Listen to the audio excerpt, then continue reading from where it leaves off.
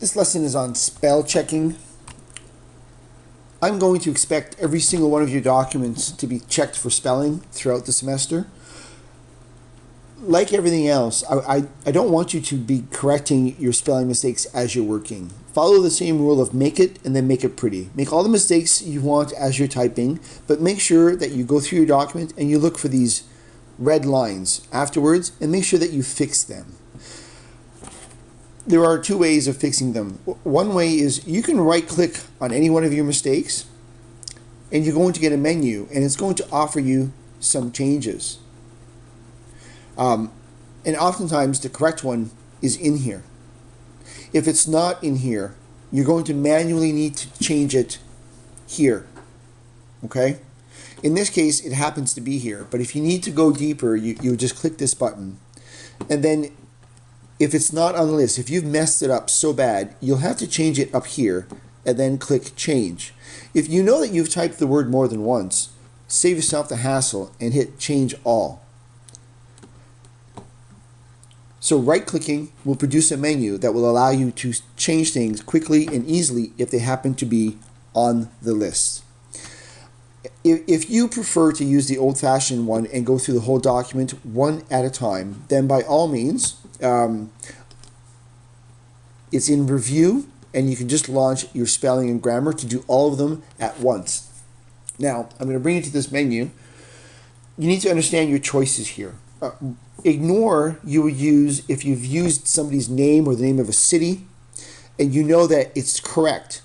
And if you've used it more than once, hit ignore all and it will ignore all of them. If you're working and you know that you're going to use this word more often than just today, like the word Welland or your name, you don't want Microsoft Word to flag that as mistake every single time you're working. So you're going to want to add that to your dictionary within your computer. This way, when you type it again in the future, it's not going to flag it as a mistake. If you know you've messed up that word several times, okay, you're going to change all. So make sure, don't count on this always being right the first time. The first option isn't always correct. So make sure you check your choices, click on the proper one, okay, and then hit change or change all if you've typed it more than once. So don't just fly through this because it's not always correct. In this case, the first one is correct and I would hit change all. This is a grammatical error. So never give a choice when it comes. Yeah, comes would be right. So I would say change. And here it's not limits, it's limits. So again, the first one happens to be right, but it isn't always. And here's an example. I wanted the word bargain, so it's guessing here. It's not barging, it's this one. So I have to manually click this and then hit change. And then change. And then here I'm going to ignore. And it's getting back to the beginning of the document. I didn't want to go this far actually, so I'm just going to close this now. So your two main choices are to right-click on the error or to actually launch your spelling and grammar.